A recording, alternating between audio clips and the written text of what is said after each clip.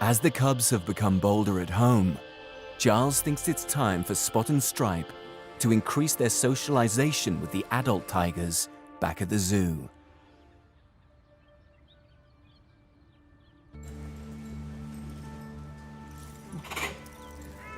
At the main tiger compound, Giles and his team are full-time carers for 10 adult tigers, and Spot and Stripe have been gradually exposed to them.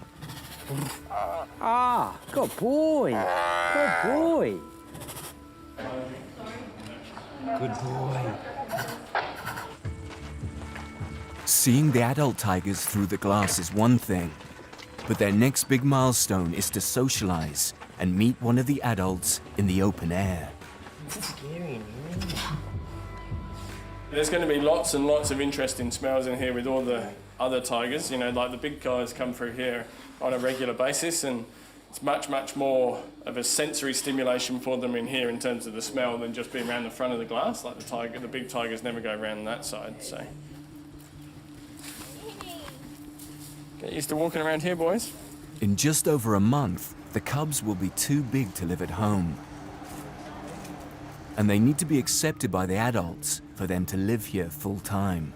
He's a little bit nervous, as you would expect. You can see he's smelling all the smells around. There's lots of smells of big predators, other tigers around, so you're going to be a little bit cautious naturally. In the wild, an unrelated tiger could easily injure the cubs. How is she? She's waiting. There you go.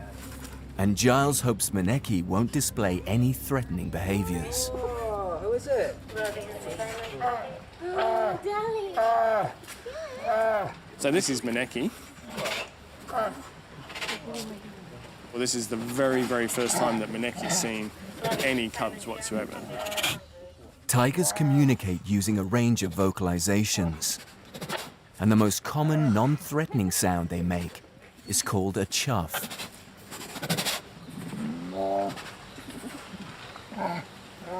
Chuffing is reassuring. So they're chuffing at her, they're chuffing at each other.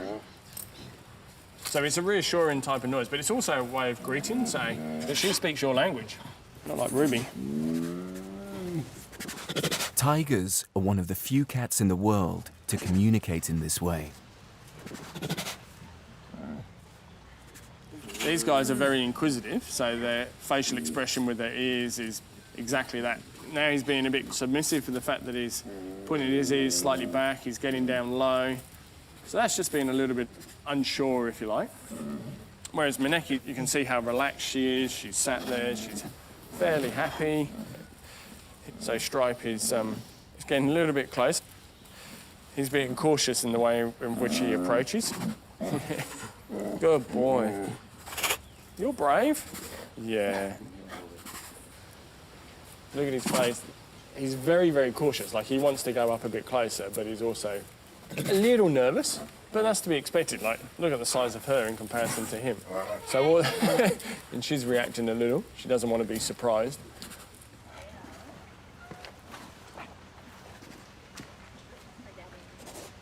The cubs have won over Maneki, and Giles is relieved. For a very first encounter, you couldn't have asked for it to go any better or any smoother. You know, no one's being aggressive, no one's showing over interest or too much interest. So, and the cubs are coping really well.